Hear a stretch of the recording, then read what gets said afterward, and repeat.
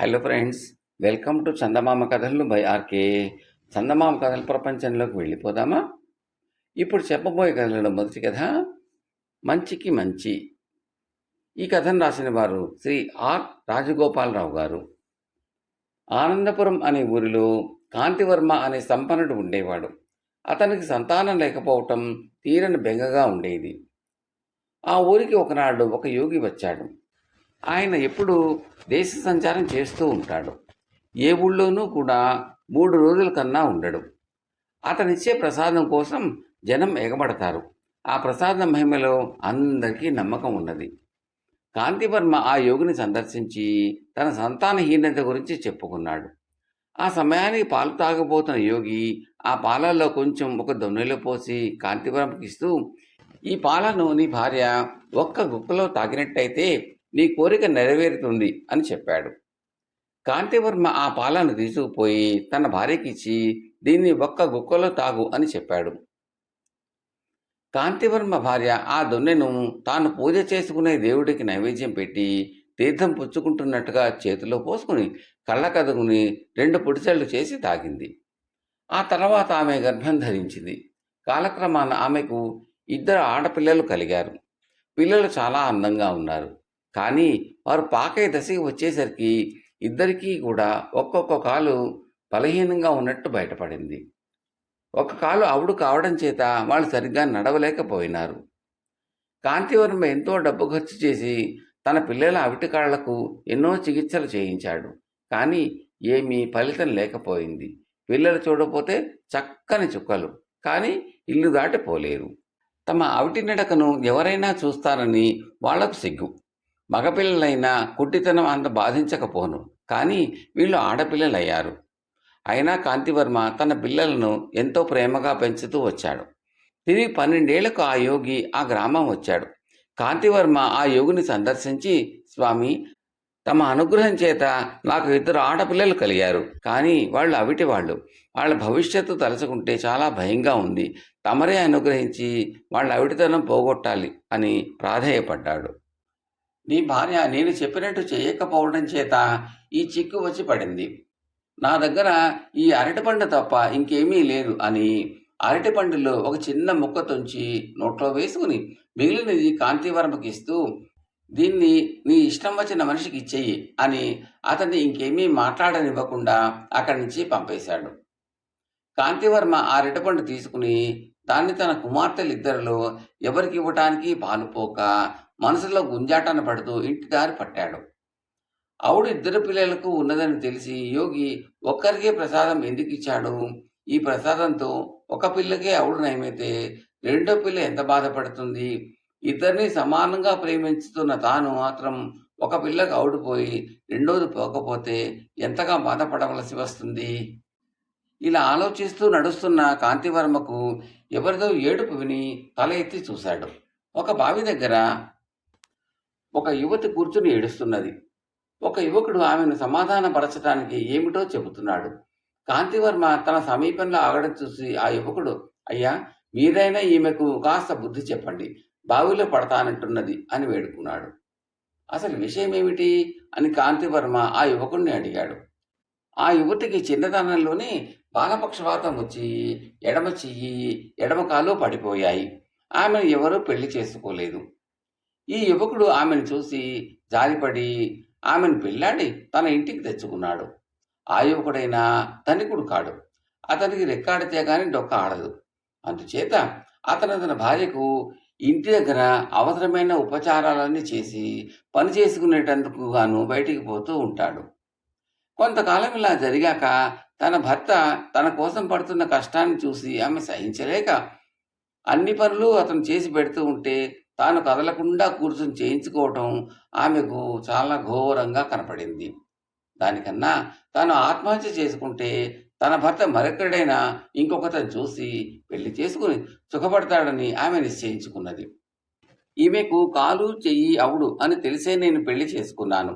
ఈమెకు పనులు చేసి పెట్టడమే నాకు ఆనందమని ఎంత చెప్పినా నమ్మకుండా ఉన్నది. ఈమె బలవంతంగా చచ్చిపోతే నేను కూడా అలాగే చచ్చిపోతాను. ఆ మాట కాస్త ఆమెకు అర్థమయ్యేటట్టు బాగా మీరైనా చెప్పండి అన్నాడు ఆ యువకుడు ప్రాధేయపడుతూ. యోగి ఇచ్చిన ప్రసాదాన్ని ఆ యువతికిచ్చి ఆ దంపతుల కష్టాలు తొలగించాలనే కోరిక కాంతివర్మకు తీవ్రంగా కలిగింది. అతను తన వద్ద ఉన్న అరటిపండును ఆమెకిచ్చి, "ముందు ఈ అరటిపండు తిను, ఆ తర్వాత మీకు తగిన సలహా ఇస్తాను" అన్నాడు. ఆమె ఆ పండును తిన్నది. వెంటనే ఆమెలో ఏదో పెద్ద మార్పు వచ్చినట్టయింది. ఆమె చివాలున లేచి నిలబడి, రెండు చేతులు ఎత్తి జోడించి కాంతివర్మకు నమస్కారం చేసింది.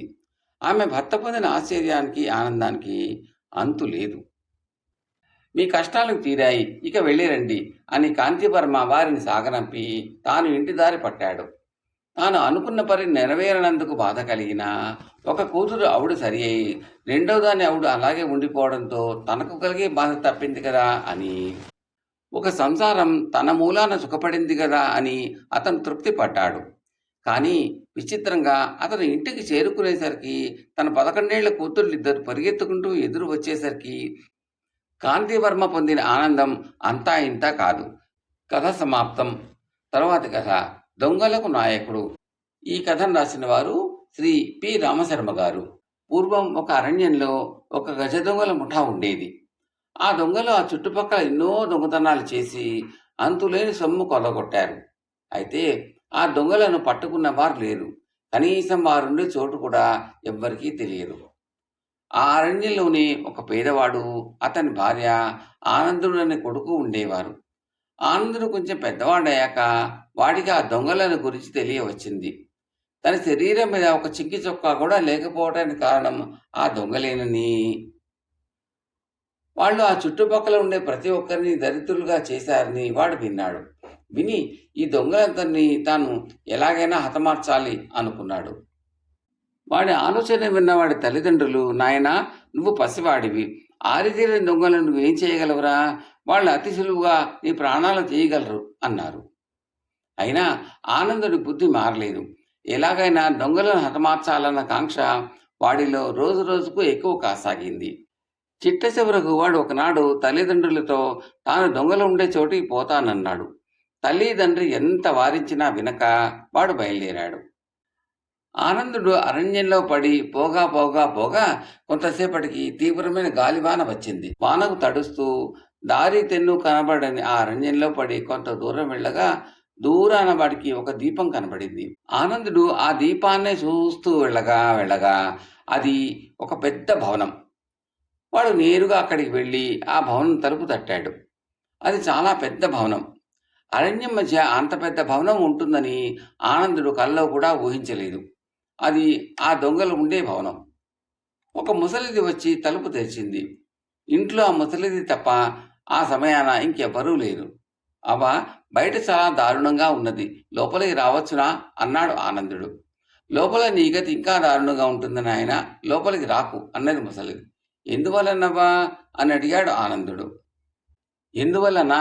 ఇది దొంగలు ఉండే చోటు. వీళ్ళు నన్ను ఎత్తుకొచ్చి నా చేత అడ్డమైన చాకరీ చేయించుకుంటున్నారు. వీళ్ళకి దయాదాక్షిణ్యాలు ఏ కోశానా లేవు. కనిపించిన మనిషి దగ్గర ఏమున్నా లాగేసుకుంటారు. ఏమీ లేకపోతే ప్రాణాలన్నా తీసుకుంటారు" అన్నది అవ్వ. "యథా ప్రాణాలు పోతే పోయాయిలే, బయట గాలి వల్ల చచ్చే కన్నా హాయిగా వెచ్చగా ఈ ఇంట్లోనే చస్తాను" అంటూ ఆనందుడు లోపలికి వచ్చాడు. ఇంటి నిండా ధనం కుప్పలు కుప్పలుగా పోసి ఉన్నది. ఆనందుడు ఆ కుప్పల మధ్య చోటు చేసుకుని పడుకుని నిద్రపోవటాన్ని కళ్ళు మూసుకున్నాడు. ఇంతలోనే దొంగలు వచ్చి ఆనందుడిని చూసి, "వీడెవడు? వీడి దగ్గర డబ్బేమైనా ఉందా?" అని అవ్వని అడిగాడు. "వాడి ఒంటిపైన చొక్కాయే లేదు, ఇక డబ్బేముంటుంది" అన్నదవ్వ. ఈ మాటలు విని దొంగలు నవ్వుకుని, "అయితే వీడు మన రాజ్యంలో వాడే అయి ఉంటాడు. వీడిని ఇప్పుడే చంపుదామా, లేక రేపు ఉదయం దాకా హింస పెడదామా అని వితర్కించుకున్నారు. ఈ మాటలు ఆనందుడు విన్నాడు. వ్యవహారం శృతిమించి రాగాన పడుతున్నది అని తెలుసుకుని వాడు దొంగలతో, "అయ్యలారా, నాకు చిన్నతనం నుంచి దొంగ కావాలని చాలా సరదా. అందుచేత మీ నౌకరుగా పనిచేయటానికి వచ్చాను" అన్నాడు. ఈ మాటల్లో దొంగలు సంతోషించి, "అలా చెప్పవేం మరి, మేము కొత్త వాళ్ళను తీసుకుంటూనే ఉంటాం. అయితే మాలో చేరదలిచిన వారికి ఒక పరీక్ష ఉన్నది. అదేమిటంటే, మా శిష్యుడు కాదలసిన వాడు పట్టుబడకుండా, ఎవరికీ హాని చేయకుండా ఒక్క దొంగతనం చేయాలి. అలాంటి దొంగతనాలను 2 చేసిన వారిని మాతో సమంగా చూస్తాం. అటువంటి దొంగతనాలే 3 చేసిన వాడిని మేము మా నాయకుడుగా పెట్టుకుంటాం. జ్ఞాపకం ఉంచుకో. నువ్వు ఎవరి సొత్తు దొంగతనం చేస్తావో వారికి తెలియకుండా దొంగతనం జరగాలి. వారికి ఎటువంటి హాని జరగకూడదు అన్నారు వాళ్ళు. ఆనందుడు సరేనన్నాడు. వాడు మర్నాడు ఉదయమే దొంగలుండే ఇంటి నుంచి బయలుదేరాడు. బయలుదేరేటప్పుడు ఆ ఇంట్లో కనిపించిన అందమైన పాదరక్ష ఒకటి తీసుకున్నాడు. ఆ పాదరక్షను కాలిబాట మీద ఉంచి ఆనందుడు సమీపంలో ఉన్న పొదలో దాక్కున్నాడు. కొంతసేపటికి ఒక కాపు ఒక ఎద్దును అమ్మటానికి తోలుకుపోతూ ఆ దారి వెంట వచ్చాడు.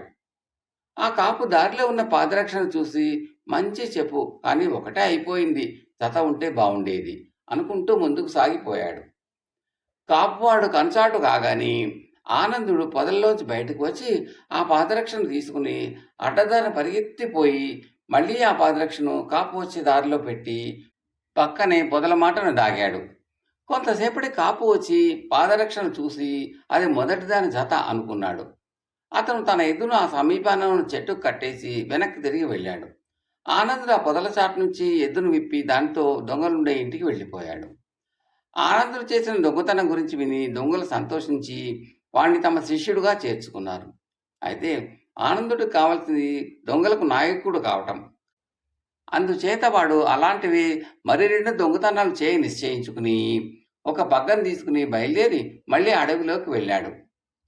ఈలోపు కాపు తన ఎద్దు కాస్త పోయినందుకు విచారించి ఇంటికి తిరిగి వెళ్ళి తన రెండో ఎద్దును అమ్మటానికి తోలుకు రాసాగాడు. ఆనందుడు ఈ సంగతి గ్రహించి కాపు వచ్చే దారిలో ఒక చెట్టు ఎక్కి దాని కొమ్మకు పగ్గం కట్టి దాన్ని తన 2 చంకల కింద కట్టుకుని వేలాడబడి చనిపోయిన వాడిలాగా నటించాడు. అలా వేలాడుతున్న ఆనందుడిని చూసి వీడికి ఎవరో మంచి శాస్త్రి చేశారు. అరణ్యంలో ఉన్న దొంగలందరికీ ఇలా చేస్తే బాగుండును అనుకుంటూ కాపు ముందుకు సాగి వెళ్ళాడు. కాపు కనుమాటు కాగానే ఆనందుడు తన చేతులు పగ్గం ముచ్చులోంచి లాగేసుకుని అడ్డదారిని ముందుకు వెళ్ళి కాపు అటుగా వచ్చేలోగా మరొక చెట్టుకు వేలాడబడ్డాడు.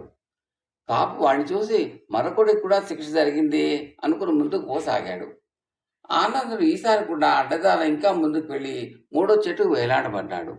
మూడోసారి వాడిని చూసేసరికి కాపుకు సందేహం వచ్చింది. వీడు చూస్తే ఆ మనిషిలాగానే ఉన్నాడే, ఇన్ని చెట్ల మీదకి ఎలా వచ్చాడు, ఈ సంగతి తేల్చుకోవాల్సిందే అనుకుని ఎద్దును ఒక చెట్టు కట్టేసి వెనక్కు పరిగెత్తాడు. కాపు అటు వెళ్ళగానే ఆనందుడు తన కట్లు విడిపించుకుని పగ్గం భుజాన వేసుకుని ఎద్దును విప్పి దొంగల వద్దకు తోరుకుని వెళ్ళాడు. భేష్, నిన్ను మాలో ఒకటిగా చేసుకుంటున్నాం అన్నారు దొంగలు. తన రెండో ఎద్దు కూడా పోయేసరికి కాపుకు చాలా బాధ కలిగింది. ఇంకా అతని వద్ద ఒక్క ఎద్దే మిగిలింది. దాన్ని అమ్మకపోతే అతనికి జరగదు. అందుచేత అతను మళ్ళీ ఇంటికి వెళ్ళి తన మూడో ఎద్దును తీసుకుని దొంగల జాడ కోసం శ్రద్ధగా చూస్తూ అడవి దారి వెంట రాసాగాడు. అతను కొంత దూరం వచ్చేసరికి దారి పక్కన ఉన్న పొదల నుంచి ఎద్దు రంకె వినబడింది. అది నా ఎద్దే, ఎలాగో కట్లు విప్పుకుని అడవిలోకి మేయటానికి పోయి ఉంటుంది. ఒకవేళ 2 ఎద్దులు ఉన్నాయేమో అని ఆశపడుతూ కాపు తన మూడో ఎద్దును దారి పక్కన ఉన్న చెట్టు కట్టేసి పొదలలోకి పోయిన ఎద్దులను వెతకనారంభించాడు. కానీ పొదల చాటు నుంచి రంకె వేసింది ఆనందుడే. కాపు పొదల్లోకి వెళ్ళగానే వాడు యువతలకు వచ్చేసి మూడో ఎద్దును కూడా విప్పుకుని దొంగల వద్దకు తోలుకుపోయాడు. జరిగిందంతా విన్నాక దొంగలు తమ నియమం ప్రకారం ఆనందుని తమ నాయకుడుగా ఆమోదించారు. ఇక మేము చేయవలసిన దొంగతనాలేవో నువ్వే నిర్ణయించాలి. నీ ఆజ్ఞల ప్రకారం మేము ఈ ప్రాంతాల దొంగతనాలు చేస్తాం అని వారు ఆనందుడితో చెప్పారు. అయితే ఫలానీ చోట రేపు రాత్రి దొంగతనం జరగాలి. అది పేద గుడిసెలాగా కనిపిస్తుంది, కానీ అక్కడ మనకు కావలసినవి చాలా ఉన్నవి అంటూ ఆనందుడు దొంగలకు తన ఇంటి గుర్తులు చెప్పాడు. దొంగలు సరేనన్నారు. ఆ తర్వాత ఆనందుడు ఒంటరిగా ఇంటికి వెళ్ళి తండ్రితో, నాన్న, రేపు రాత్రి మన ఇంటికి దొంగలు వస్తారు, అందుచేత నువ్వు వెళ్ళి రాజభటులను తెచ్చి ఇంట్లో దాచి ఉంచు, దొంగలందరూ దొరికిపోతారు అని చెప్పాడు. అంతా ఆనందుడు నిర్ణయించినట్టుగానే జరిగింది. దొంగలు మర్నాడు రాత్రి ఆనందుడి ఇంటికి దొంగతనానికి వెళ్ళి రాజభట్లకు చిక్కిపోయారు. ఆ ప్రాంతాల దొంగల పీడ లేకుండా పోయింది. అక్కడ ఉండే ప్రజలు ఆనందుడి వెంట దొంగలు ఉండే భవనానికి వెళ్ళి పోయిన తమ సొత్తును గుర్తించి తెచ్చుకున్నారు. ఎవరిది వారు తీసుకోగా ఇంకా బోర్లంత ధనము నగలు మిగిలిపోయాయి. ప్రజలు దాన్ని ఆనందుడికి వదిలేశారు. ఆనందుడు కాపుకు అతని 3 ఎద్దులు తిరిగి ఇచ్చేసి ఆ తర్వాత అతను తన తల్లిదండ్రులు తీసుకుని దొంగల భవనాన్ని తీసుకుపోయి అక్కడే సుఖంగా జీవించాడు. కథ సమాప్తం. తరువాతి కథ కాలక్షేపం. ఈ కథను రాసిన వారు శ్రీ బి రఘురామరాజు గారు.